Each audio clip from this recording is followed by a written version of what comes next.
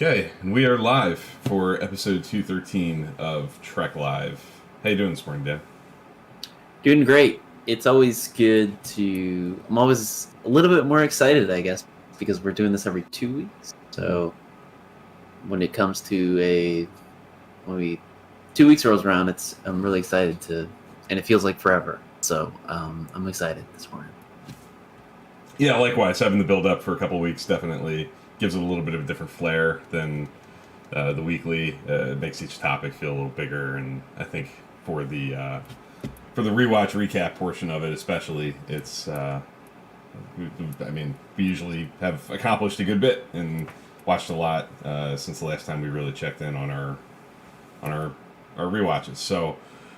Looking forward to doing that today. As the title indicates, we're going to be doing just kind of a check-in on where we are with our ongoing my 4.0, your 2.0. We're both in TOS. I just finished TOS season 2. You're getting right down to the end. Just a few episodes to go. We're going to share our rankings as of the current time, and talk a little bit about just kind of where things stand and how we're feeling. I'm noticing a little. I don't know. Are you seeing it? Like a little flickering on my video. I haven't noticed anything yet. Okay, it might just be me, which would be great. So yeah, we're gonna cover kind of where we are, compare notes a little bit on some of the episodes in this back half of season 2, and it's a really interesting point in the show. I think there are a lot of episodes that kind of vary depending on who you're talking to, as far as favorites, least favorites go. I think a lot of the really notable heavy hitters that often show up at the top of lists when you look at consensus and polls and things like that tend to be at the beginning part of the season. Doomsday Machine, Amok Time, Journey to Babel, Mirror Mirror, those kind of heavy hitters are pretty front loaded into the first handful of episodes of the season. And once you kind of get through that and you're into the back half, I think there are a lot of good episodes, but it'll be interesting to think about like how we're feeling about season 2 as a whole and that portion of it especially. I'm curious, and I noticed I just from putting it together, I saw at least one thing in your rankings that is kind of a hot take, and I'm curious to talk about it and see what you think. I'm wondering if you already know. Take it with a grain of salt.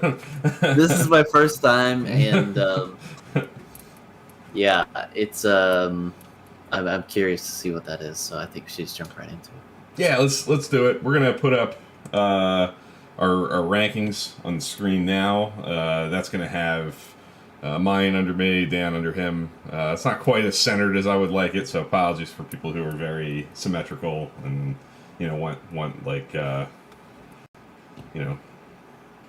everything to match completely. But everything that's relevant on the screen there, with my full rankings of season 2 and Dan's through 21 episodes of season 2. I guess before we start diving into points of interest in the rankings and individual episodes, I'm kind of curious to hear what you think about the season as a whole at this point. You're coming down, just 5 episodes to go. How do you feel about season 2 as a whole compared to season 1? And do you kind of agree with what I was saying about the back half of season 2 with not necessarily middle of the road episodes, but episodes that don't come up often and that's a classic, best of the series kinds of looks? Yeah, I would definitely agree with that. It's there's definitely some classics in this season, like season 1, but I think it kind of cools off a little bit as far as episodes. I think going through this rewatch, I think season 1 is still a little bit consistent. I think there are some episodes in season 1 where you still, even if it isn't a great episode, you still have that, you're still thinking about it a few days afterwards. And so I think season 2, it deals with a lot of, I think, interference with other cultures, at least in this season, as opposed to, the first season. But, so yeah, we definitely get a lot of that. And I think we get a lot of, just in TOS in general, but a lot of just getting captured and not wanting to be slaves and wanting to be free and all these things. So we get that too in this season, and some of the episodes can maybe run together a little bit just because of that, and maybe brings the season down as a whole. It's not a bad season by any means. There are definitely some classics in here, but yeah, I think you're right. You start to see the just a writing dip a little bit. I think as the writing dips, I think some of the performances maybe just like in any TV show maybe dip as well. So it's not necessarily on the actors, but yeah. Yeah, I think that's really fair. It's kind of a double-edged sword. I feel like, in my mind at least, when I think about like what TOS is and the kinds of episodes that kind of make up its DNA and its most notable, foundational pillars with the big three, on away missions, planet side kind of adventures. These are things that I think when people envision the original series, that's kind of what a lot of people, I shouldn't speak for everybody, but for myself, that is definitely an image that pops into my head. It's Kirk, Spock, McCoy, maybe somebody else, maybe a security officer beaming down to a planet, and off we go. And season 2 is loaded, like you said, with episodes that kind of embody that personality trait and those kinds of stories. So I think season 2 is obviously the season that kind of gives TOS its identity. I think it really kind of settles into a groove in terms of the kinds of stories it wants to tell, the kind of the tone that it wants to set. There's a comfort value with that goes along with that, just in terms of the show kind of knowing its own voice and understanding what it's best at. But I think you're absolutely right that some of those episodes can kind of come across as maybe a little repetitive, a little bit. We've done this 2 weeks ago, last week, sometimes. And I think season 1 is the superior season for me because I think there's a little bit more variety in terms of the kinds of stories that are being told. I think it does a little bit of a better job of putting Kirk, Spock, McCoy in unique situations and different combinations and of scenarios and things like that. Where I think season 2, because of that comfortable groove, it I don't want to say it gets formulaic, but at times it feels a little like it's too comfortable at times, and it's good and it's well done. I think the episodes tend to be really well paced, and good guest stars are kind of loaded throughout. And a lot of the episodes are good. I mean, I think the difference between this show being good and just another show is even when it's kind of routine and doing its thing and maybe not being remarkably great, it's still, in my mind, like comfortable to watch and easy and well done. So there aren't many complete misfires here. If you're looking at the ranks, like I have 3 that kind of go below a C on mine with the letter grades. Wolfen Fold, Omega Glory, and Cat's Paw. I would say that they're 3, to me, clearly like the misses of the season. But everything else has merit. Even the C's are like they're interesting things to be dissected and talked about with each one of those episodes, and that's 23 out of 26. It's pretty good. Yeah. A couple big points for you. The one that doesn't surprise me, and it's really not even that extreme. You have Mirror Mirror at 7, which is maybe a few spots lower than what like the average consensus would put it at. But we've talked about that a lot. I'm not a Mirror Universe. Yeah. Mm-hmm. Yeah. So that's not what I had in mind. I'm noticing it here, but I think the couple things that maybe stand out with that is always like, well, if you put something at 7, what's above it? And Return to Tomorrow, which I love, is an episode that I really, really am a fan of, and it's kind of on my list of like most underrated episodes of Star Trek as a whole. And The Deadly Years, which I'm not nearly as high on, and is towards the bottom of my list, above Mirror Mirror. I'm really curious to hear your thoughts on The Deadly Years, because that's an interesting episode that I think fits in that population of episodes that doesn't get a lot of love. Doesn't often get picked as a favorite, but it doesn't really get cited as like a major miss either. It's not cat's paw. It's not Spock's brain. It's not the alternative factor. It doesn't get talked about in either one of those kinds of extreme capacities. It's right there in the middle. So talk a little bit about the Deadly Years and why it's in your top I think six. It's just this season is, more consistently B and C. And I think you're going to get the things that push episodes up, like even Gamesters.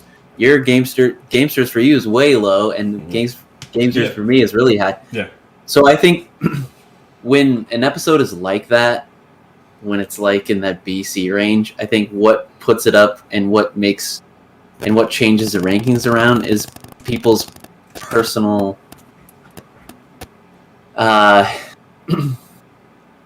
personal preference. So for me, for the Deadly Years, I know Captain Kirk gets thrown on to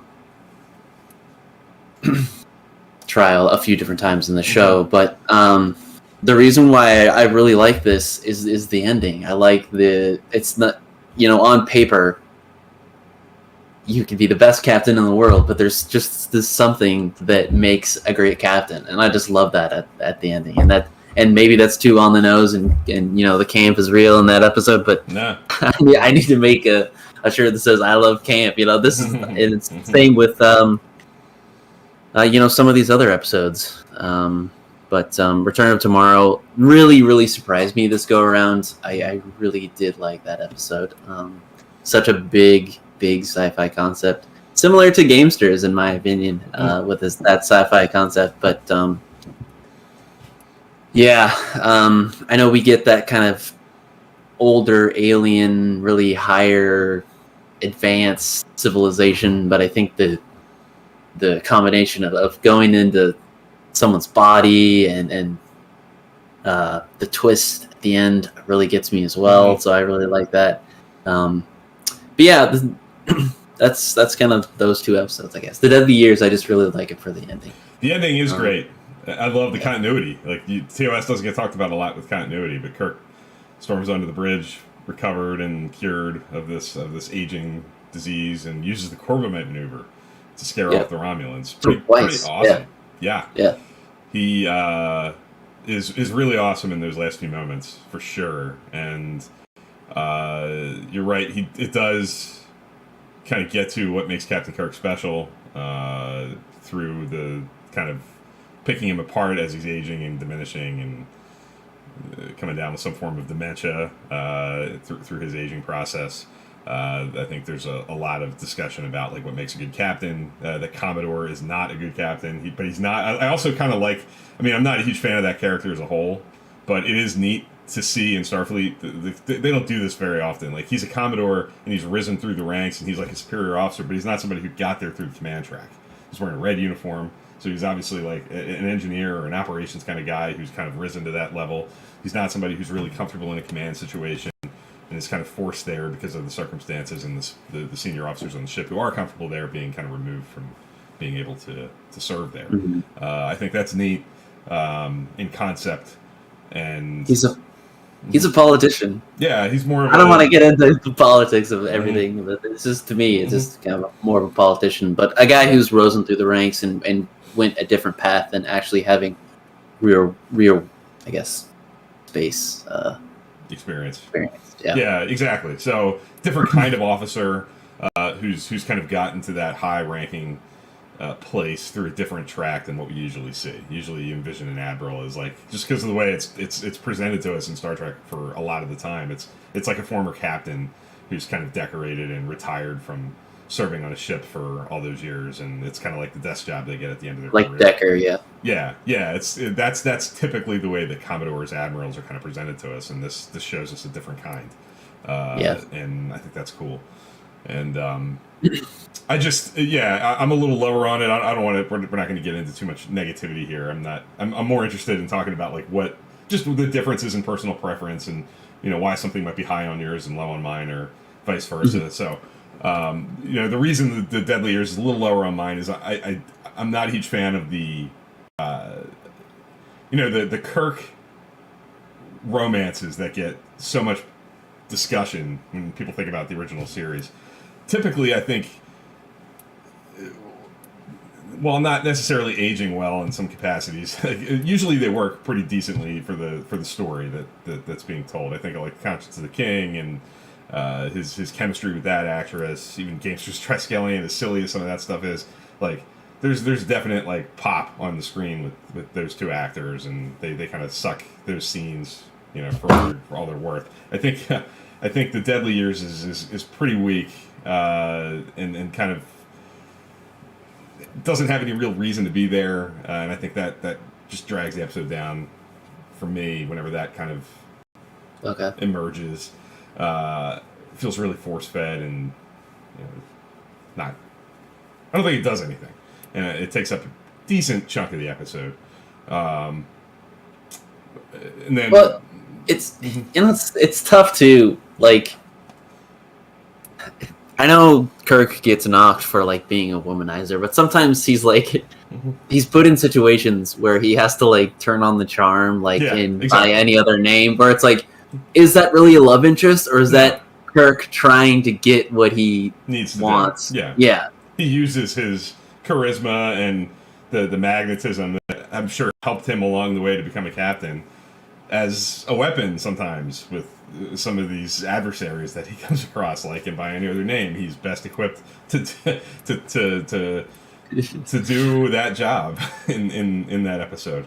But then he gets tagged with the stereotype of being a womanizer. When I don't know if he necessarily is, but he just, because he's put in those situations, I think that's what happens. The casual fan sees that a lot, and then it gets tagged with being a womanizer. So I agree. I agree with that. I think there are episodes that present like a female character who's like a woman at every port, like somebody he was with years ago, and it was real casual, and life's moved on, and here she is again. That happens on occasion, but not as often as people I think might on the surface think. Most of them tend to be things like the Gamesters Triskelion. He gets kidnapped and he's on this planet with, and he meets this person, and he's kind of using that relationship to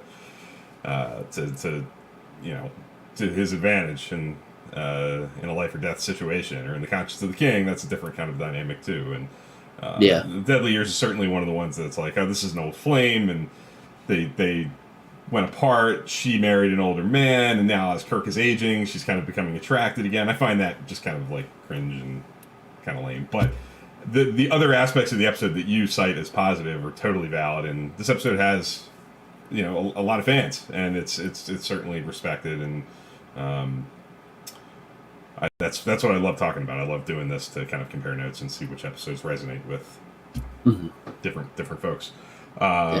Return to Tomorrow, I'll just mention real quick. The reason I love it so much is I think it's always refreshing. TOS does it a lot. We've talked about this a lot. I know I've been on the record talking about adversaries, not villains, or antagonists, not villains. But I love that like Sargon is benevolent. He's a nice guy. Like he wants to do good. His aim is to be a positive force in the galaxy as he's coming back, and as the Enterprise kind of offers them this kind of way out of purgatory that they're kind of in, and Hanok, his rival. I love that too. That it's like two heads of two political parties, like that are left standing at the end, and even across the centuries can't put aside their.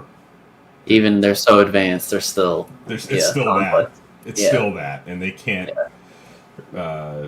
Get over that. So I love that. I love Nimoy in it. I love, it's a little bit of a different take. It's not Spock having his emotional control stripped away. It's Nimoy kind of playing a different character, and being a really good villain. I think he's got some really good dialogue in it, and it also helps with the sound design with the that they mess with the voices. Yeah, the modulated voices. Yeah, good guest star with Diana Muldaur, who's obviously Dr. Pulaski. It's notable for that as well.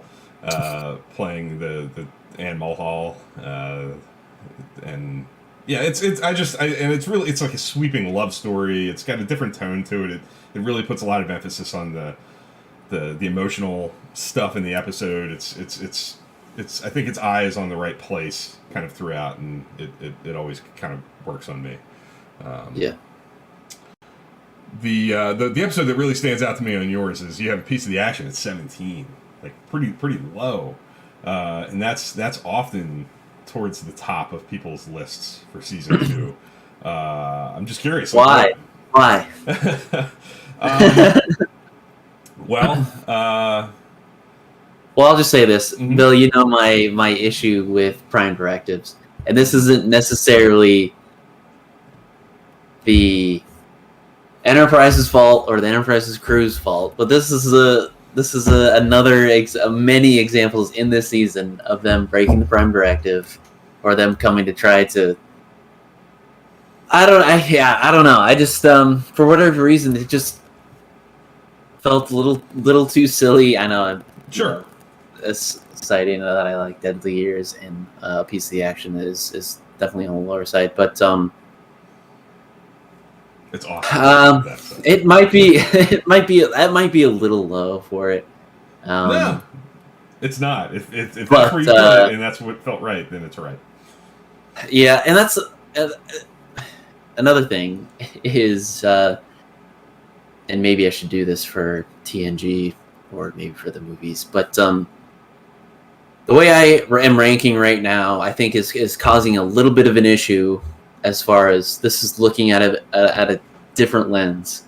When I plug these episodes in, I'm looking the episodes around them, so it's not necessarily from just this season. And I think we have to do it this way because it wouldn't fit on the screen. Bill and I would be tiny, and there'd be a bunch of data, and I don't know if it'd be as interesting as an episode. So I think we have to do it this way. But that's why I don't know. It's definitely a work in progress. I think I'm gonna be doing a little bit of changing around. But that's the purpose of this update, and this me rewatching for the first time is like seeing these little tweaks that I need to make, because some of these episodes I gauge on where I should rank them with kind of the episodes that they're around. So so you're saying like a piece of the action being surrounded by, like, in terms of like what you watched before it, what you watched after it is kind of playing in. I mean, yeah, a little bit. That's fair. I mean, I think that like A Dagger of the Mind, What Are Little Girls Made Of, Court Martial. I guess, I mean, it's definitely a little less. It's a little low, I guess I would say. I feel like it could be bumped up a little bit. But yeah, I always have a problem with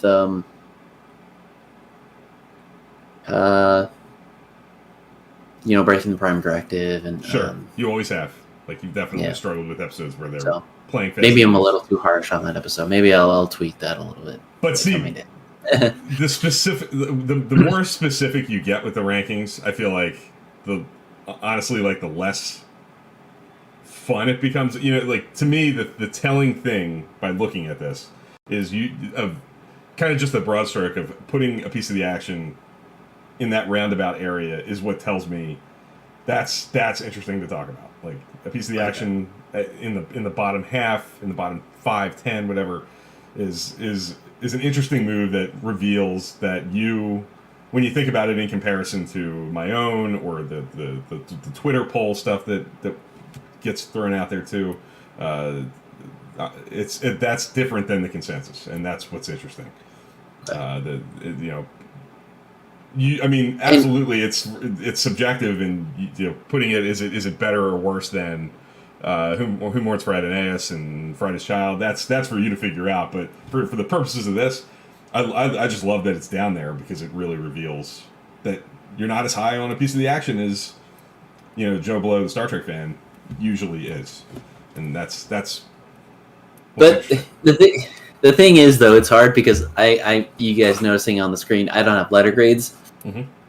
It's hard because a piece of the action is actually, I think, because we've done it on a Trek After Dark, and I think that's the perfect type of episode for, or even something that's like low as is like alternative factor, where it's like there's cult followings of it, but there's also people like there's both sides of the coin. So I think. I don't know if a piece of the action has that, but I'll be on that other side because it's a little bit lower for me just because of really breaking the Prime directive. and really just sending this this culture into total chaos. very total chaos.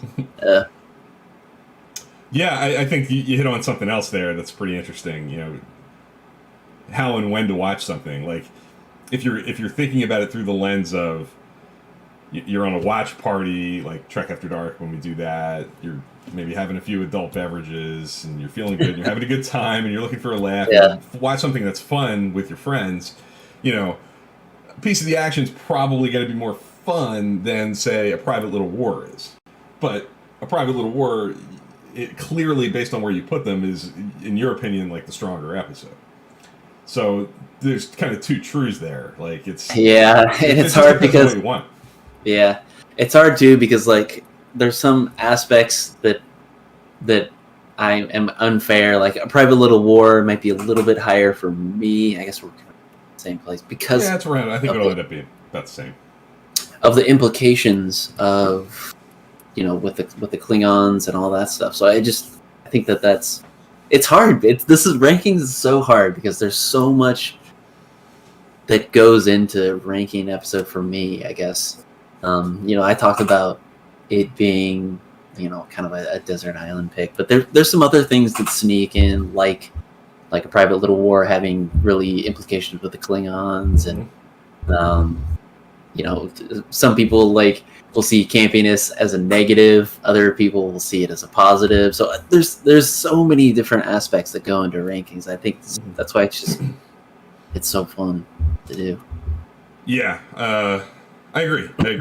Private Little War is an interesting one. I think that episode often for me gets kind of buoyed up by, I think the opening is really, really good. Like, it's propulsive. Like, it starts, they're down on the planet, Spock gets shot, they beam up, the Klingons are here, what the heck, red alert, like some action on the bridge to hide from the Klingons and figure out what they're doing there, and beam back down. Kirk gets attacked by the Mugatu, which is its own unique brand of fun. Which successfully staged for right. lower decks, so there's a lot happening in like the first 10 or 15 minutes of that episode. It's really rapid fire, and there's a fiery guest performance that I do MVPs on Twitter now in like 4 episode bunches, and I gave the MVP for A Private Little War to the guest actress who played the female lead in it, because I think she's just like all fire. Like, it's just, it's a really lively performance, and she is in control when she's on screen. And so that episode has always been pretty good as far as I'm concerned. I think that might be one that I'm higher on than the consensus. But I think you and I, you're 21 in, I'm 26. But I think when it's all said and done, we're probably going to be in a pretty comparable place with that one. Okay. What else stands out here? You're pretty low on Friday's Child. Does that kind of fit in the same box as... Is it...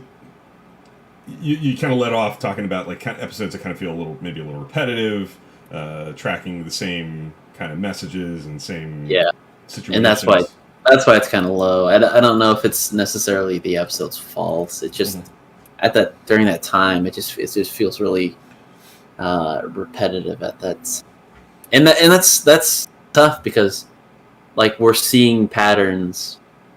Like even in Private Little War, I talked about we see the breaking the Prime Directive trope again and again. With this, that's another example where I talk about a PC action, they're breaking the Prime Directive. Private Little War, they're breaking the Prime Directive. It's these. At this time, we get to see a lot of repetitive tropes in the season, and sometimes it just for me it brings it down a little bit. That's fair. Yeah. I think TOS, the way I kind of always look at it with the Prime Directive stuff, is TOS leans so heavily into they are out in the final frontier. Like, he is on his own.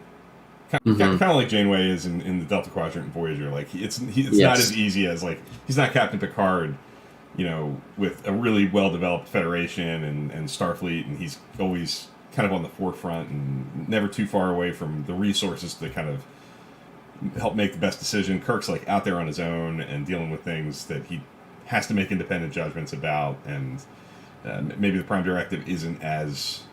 Strange New Worlds actually kind of clarifies that they're kind of still developing it and putting a new label on it, and Because still General trying to- Order 1 at times, you know, it's Discovery not doesn't- as solid, you know, as we know of. Yeah, I think it's important maybe to look at the Prime Directive, or General Order 1 in the 23rd Century and Strange New Worlds and Discovery first couple seasons and TOS. It's not necessarily the same. It's not handled the same way that it is in Picard's time, because it's obviously not. I mean, Kirk, like you said, he's never seen a situation he doesn't like to break the Prime Directive. It doesn't seem. But that's. He but I think tries you're right. actually in some of like Private Little War. I think he for a long time like he is trying to not actively break it. I just watched Brett Circus's "You're Not Quite There Yet." He actively is trying not to break it there. He's there to try to prevent damage and not inflict any. But there are other situations like the Apple when he shows up and says this is so backwards and so so controlled by a single entity that I'm doing this planet a favor. I'm doing the society a favor by kind of breaking the status quo. This culture's never gonna grow the way that it's being oppressed. Return of the Archon, he makes the same argument in that in season 1. In other ones like Patterns of Force. Patterns of Force, yeah, it's kind of already been broken in episodes like that. To the extreme. Just like piece of the action. Mm-hmm. He shows up and it's already kind of the damage is done. The contamination's already kind of gotten to the point where it's impacted the society. It's already shifted where it would be ordinarily. So in that case, I think in his mind he because I think he voices it in some of the episodes like the damage is done. I'm going to do what I can to fix it and not just fly off and leave it the way it is. But I think just by the nature of what we just did, Patterns of Private Little War, Friday's Child, they're so similar with the kinds of stories they are. They're like location photography. It's Klingons interfering with a primitive culture, and we're kind of in the middle of it, trying to. That I think kind of illustrates the similarities, and a lot of times that like presents this which of the two or the three is your favorite of the bunch, and that's where the interesting kind of questions sometimes lie. And I think the Red Cross comment, that's the Red Cross, yeah. Friday's Child's got some interesting, Dr. McCoy stuff. My dad's here saying Metamorphosis belongs in the top 5. He would bump Trouble with Tribbles out. You have Trouble with Tribbles at 2. I have it at 4. The Twitter poll data that I ran had Trouble with Tribbles at number 1 for the season, so that's pretty typically up there. Metamorphosis is one that I really like. You have it at 12 of 21 right now, kind of right in the middle of the pack. I have it at 9, so not too far off. But that I do think.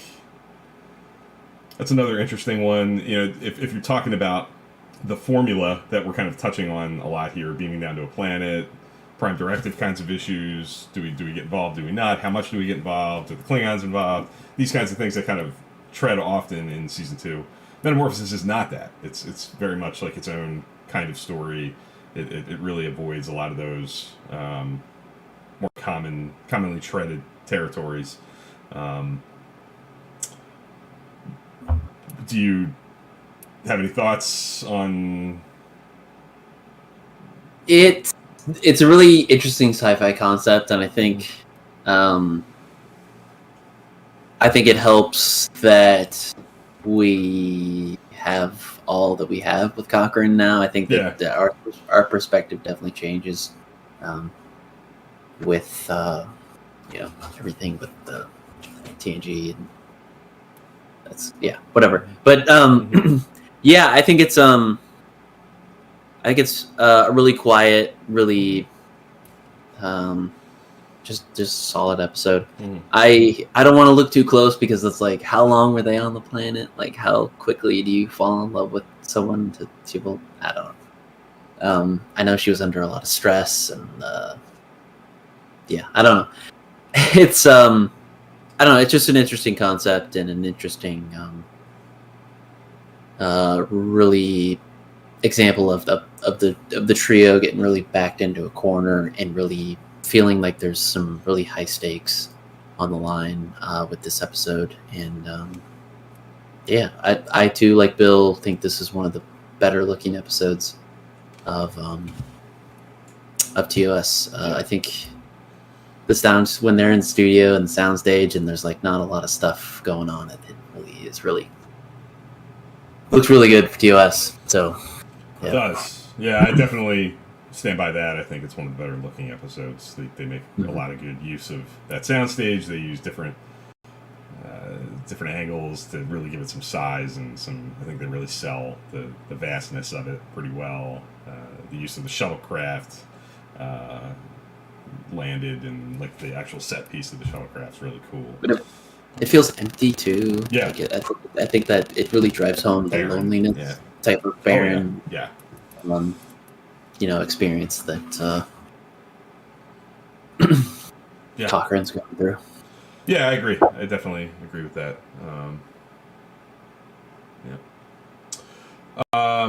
You have Journey to Babel all the way up at 3, which isn't like particularly higher than others. I think it's often in the top 5 or 6, but you had it at 2 up until the Trouble of Tribbles. I noticed that from like the last bunch you sent me.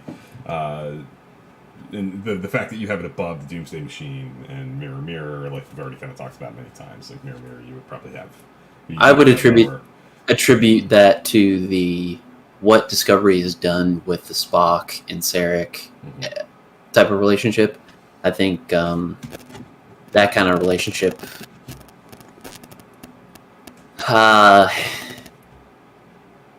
really, I don't know. So in some aspects, I can resonate with.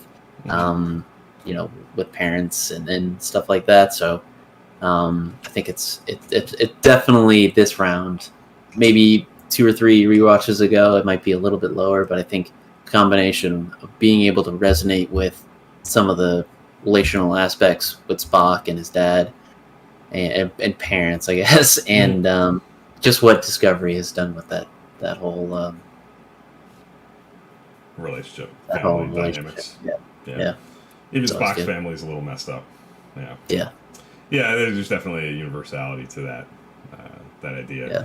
But I think Journey to Babel's definitely been helped by New Trek. I think the further emphasis on that family and the Michael Burnham's origins and her connection. If you're a fan of Discovery, I think that really helps buoy Journey to Babel even more. It's really impactful and really sets a lot of major storylines that are going to echo for decades of Star Trek stuff into motion. So you're talking like importance, like putting an imprint on the continuity on the canon.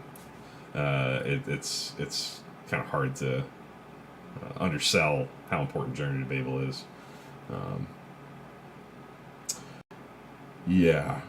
What else kind of stands out as an interesting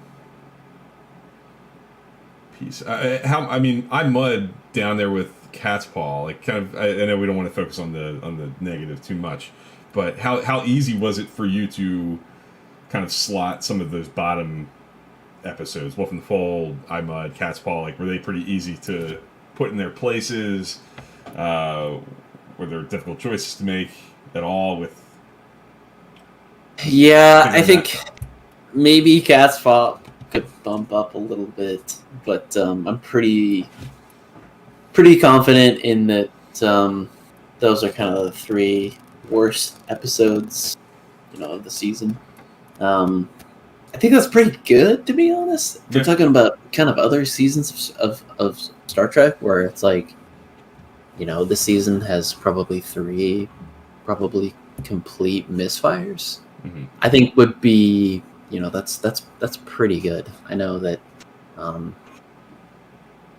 if we're talking like a grading scale, some of these episodes are really more in that middle of the BC range, but this season is pretty consistent. Yeah. I totally agree with that. I'm a little kinder to iMud than you are, I think. I don't think it's a great episode by any means. I give it a C, and have it at 21 of 26. So it's down there, but Yeah. it's I wouldn't put it maybe in the same boat as Cat's Paw necessarily, but I think No. I think its best asset is that it uses the cast in a really fun way. I think seeing them all get to play the comedy in ways that they don't always get to do. Walter Koenig gets to do some broad comedy stuff, and maybe to mixed results, maybe not. But I mean, I think those characters have such resonance with me, and I want to see that whole family get to do stuff together. Imud's kind of one of the few times that the sort of bridge crew is together on not really a mission. They're captured and trying to figure a way out. Yeah. But them all working together, and I also think it's kind of maybe the first true attempt at comedy, like true comedy for Trek. Season one's pretty serious stuff. There's not a whole lot of comedy there. Little bits. Shore Leave's got some light stuff in it, but it's The Trouble Tribbles. Yeah. Trouble Tribbles comes later, but like the season 2 definitely Gene Kuhn wanted to embrace that diversity of tone and have sometimes serious episodes, sometimes lighter episodes, and Imud just happens to be the first aired of that. But like, if you look at like the trio of comedies in season 2 as Imud, Trouble Tribbles, Piece of the Action are three pretty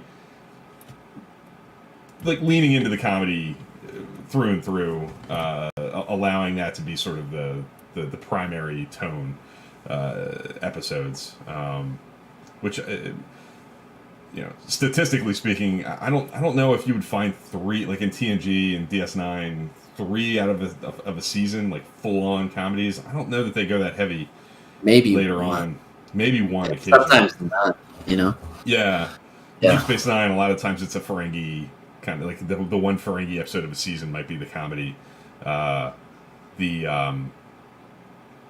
In Voyager maybe you get one a season, but the TOS season 2 having 3 like full on comedies is definitely notable. And Imud, they're all different too. Like they're different kinds of comedy. Imud is broad comedy. It's kind of slapsticky at times. It goes really for broke to put those characters and those actors in like really compromising positions and embracing the comedy of that. And Trouble Trouble's a little more witty, like bantery comedy and situational comedy.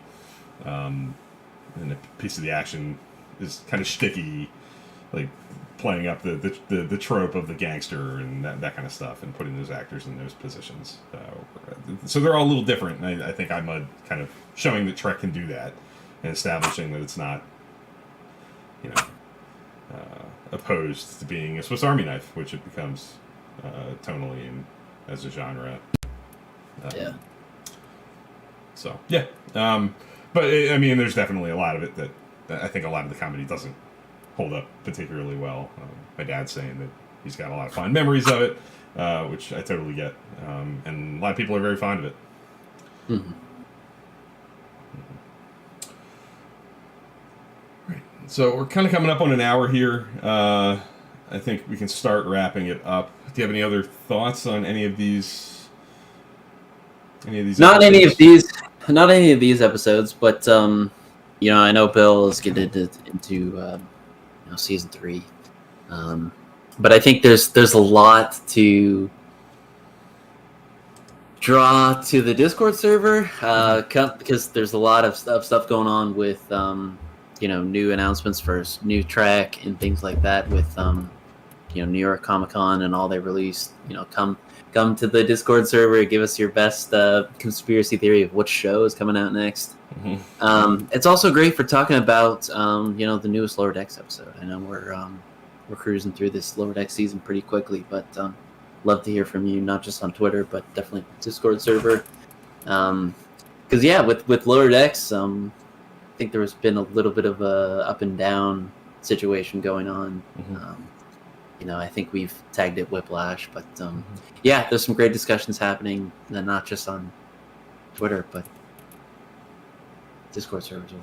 Yeah, if you're interested in joining our Discord server, you can send me a DM on Twitter, and I can get you an invite to that. Like Dan said, we talked about we have channels to talk about the new stuff as it's happening, touching on what we're watching, our rewatches,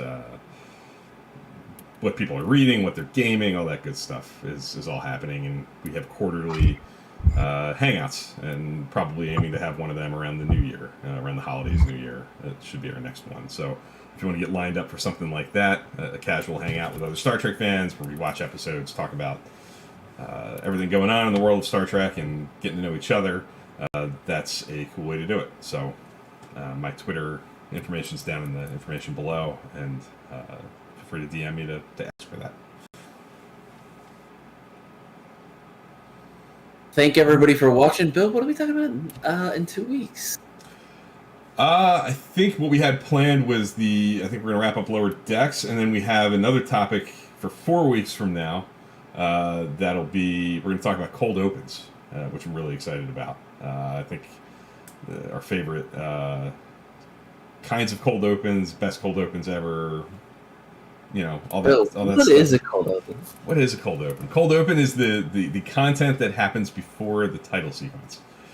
So you can call it a teaser. I used to always call it a teaser, and I got taught that it's not a teaser. A teaser is a trailer or a sneak preview, and a cold open is the pre-title sequence scene or set of scenes.